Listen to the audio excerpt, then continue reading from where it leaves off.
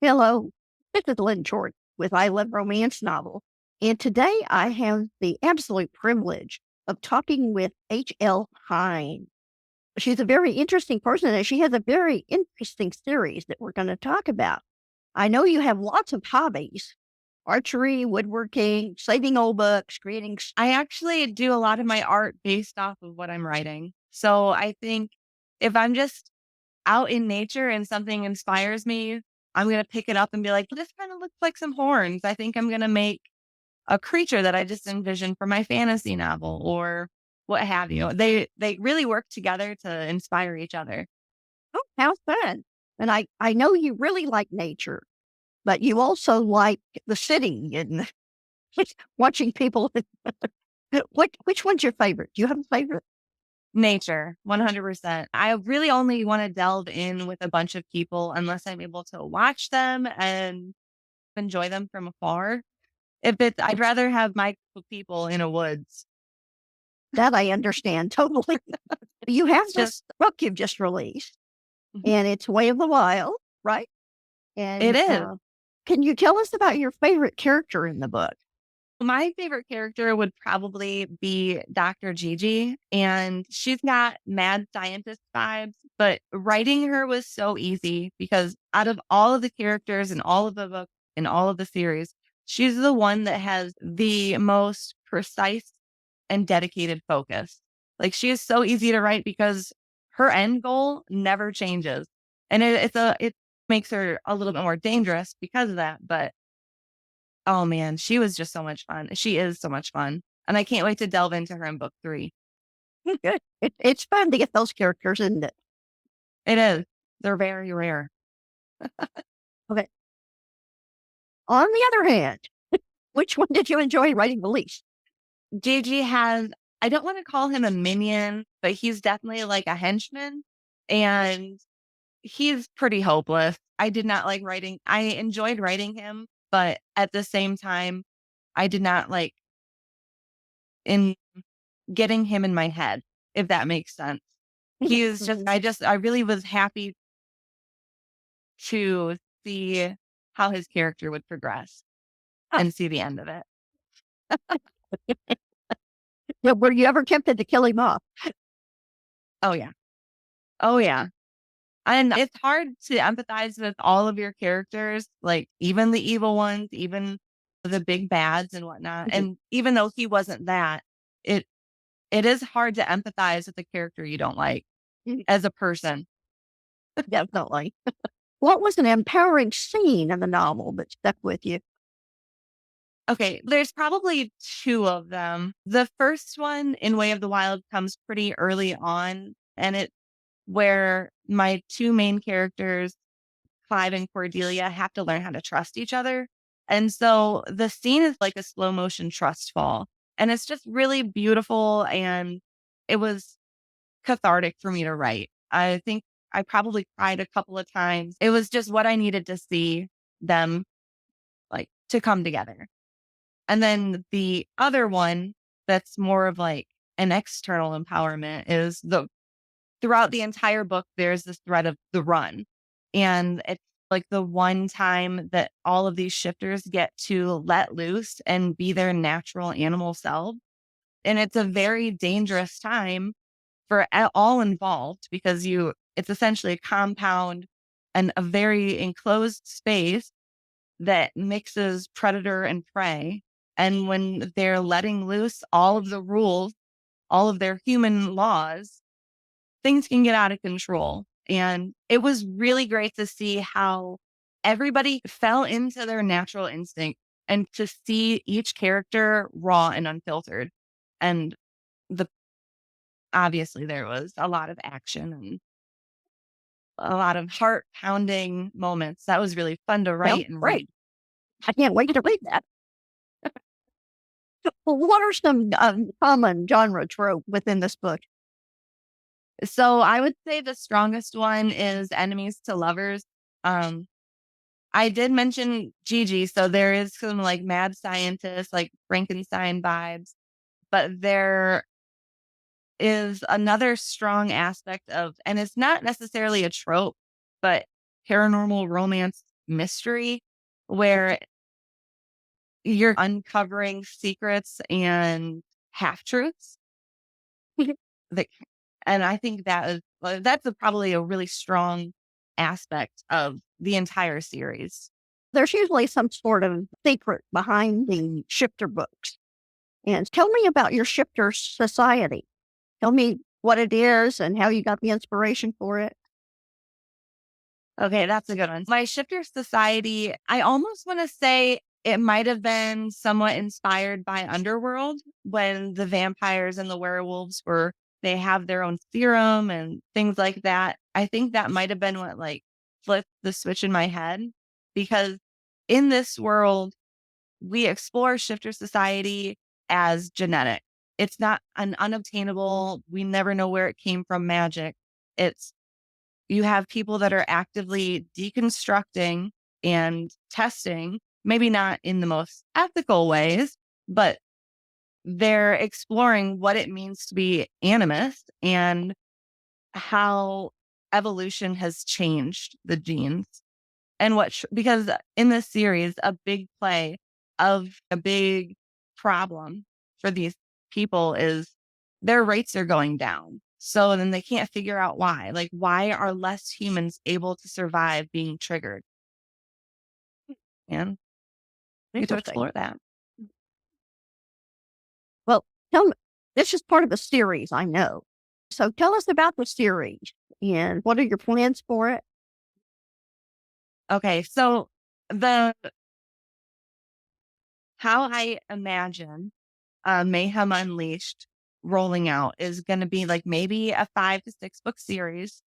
And I want it to be the first series that explores um, the supernatural or otherworldly elements within the world as we know it today. Because this is set in Southern Ohio. And this is going to be primarily about shifters, but it's going to branch out into fae, vampires, witches, and other psychic, and maybe even more. That was So, exciting. yeah, This is the second book in the series, right? it And is. how did you come to write this particular book? So this, and I don't know if any other writer does this, but this book came from a scene in my head that I never actually put into the book. So the scene is going to be a book 3 scene, but it was under the premise of if you love somebody, if you want to be the kind of leader based on altruism and respect, that sometimes you have to do the hard things and make the sacrifices and carry that burden so that other people don't. And that was not necessarily as a leadership like perspective or position, but within the romance, that scene that I won't name because I don't want to spoil it. It was really powerful. And as soon as it came into my head, I think I spent like the next 2 hours mapping out the scene. And then I never even got to use it. I was so disappointed. Never waste words, though. Yeah, I should see it in another book. it'll be there. What do you know now that you wish you had known when you got started? Probably that to read everything you write out loud. That's a big one. And then another one would be a little bit more personal. If your friends or family don't want to read your work, that's okay. They have their interests and they'll support you in different ways, but don't take it personally. Just accept it.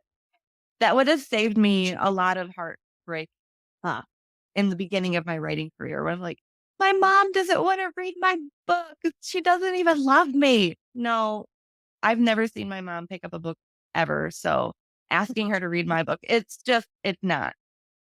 And that's okay. yeah, I promise. Mom, it's okay. absolutely. And what relatives say about your book, don't trust it. One That's, way or the that's other. a good point. That's a good point too. And I think that kind of leads me to another one that don't change your book off the expectations of people that you know, because they're probably not going to read it anyway. So just keep your book and your story as true to you as possible. Mhm. Absolutely. You could get into that with even other writers when somebody tells you ought to be doing this and somebody else tells you ought to be doing that, and it's always your story. Just know Well, your story and protect it. yes. What do you enjoy about writing? I enjoy the freedom of expression. I really like being able to explore all of the different ways that people can be strong, smart, bold, creative. Every character, every active, assertive character that I write, it has a goal and they have the steps in their mind that they need to take to get it. And if I can, in some part, show the process to somebody else who's reading the, is I have a goal, but I have no way how to get to it. And if I could just empower them a little bit to get one step closer to that goal, that would be such an amazing experience. That's admirable. What would advice would you give somebody who wanted to try to write? Do it. Just do it. And then accept that you're going to be afraid of rejection or failure. And you just allow yourself to sit with that and get comfortable being uncomfortable with that and then submit it anyway. Because it depends on what you want out of your writing career. If you just want it to be published and you just want to share it, or if you want to get it in a journal, or if you want it to be traditionally published, there are steps for all of that. And there are so many different ways. And even if being traditionally published is your goal, there are ways to work up to that that's going to get you more comfortable in that process as you go. So just take that first step and risk the fear and do it anyway. With this series, what's next? What does your publication schedule look like? So I'm going to try to get Forever Fall out in July. It will be a stretch, and I'm probably going to be pulling my hair out and crying myself to sleep at night, but it will happen eventually. And then after the Forever Fall is done, I'm gonna work with the Forever Fall is what I'm working on now in my Seasons of Treason series, and it's the Mhm. final book of the season or the series. And I, even though there's more to that series, it's gonna be on hold for a couple of years, and I'm just going to dive into Mayhem Unleashed and maybe some standalone books. Hmm, sounds exciting. Yeah, I've got a long list of books that I have to write, I know how and that goes. the list keeps growing, and I'm just like, it takes so long, Mhm. but but Oh, well, I'm goodness, excited fill about me each out. and every story. Yeah. If you're not excited about it, why do it? Exactly. Good point. Is there something else that you'd like to tell us that I haven't asked? No, if you would like to learn any more, you can follow me on Amazon. I've got a website, HLHinesAuthor.com. You can get any of my books, and each book has a list of trigger warnings attached to it. They're not I wouldn't say they're completely necessary, but if you like going through books and looking at content warnings like a checklist and knowing what you're getting yourself into, they're there for you. But no, I will be at the University of Findlay in a week or two doing a lecture for Just Right Ohio.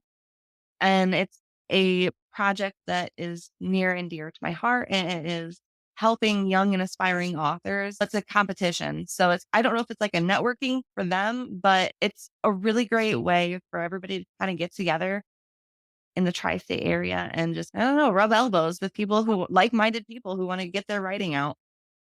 Oh, that sounds exciting because I know writing can be lonely if you don't associate with other writers because nobody else understands why you want to Yeah. kill a character off or why you like one Why? and you dislike another. Yep. And getting like somebody who is not like somebody just off the street, somebody that doesn't know anything, and you try explaining the entire series to them or the concept of your book to someone who's not a writer, you're just going to see their eyes glaze over. And That's okay. So Yeah, so that's why you have to have a strong network of people. you really do. You really do. I have enjoyed this so much. What I'm going to do is I'm going to put the video up on the Facebook page. I'll put it up on YouTube and I'll include your link so people can get the book. People can reach out to you. And I'm sure that if anybody has any questions, you can probably, if you put them on the Facebook page, I'm sure Rachel will stop by and will answer them for us. Absolutely. Thank you so much for being here. I really enjoyed talking with you today, and I can't Thank you wait so to read those books. Thank you.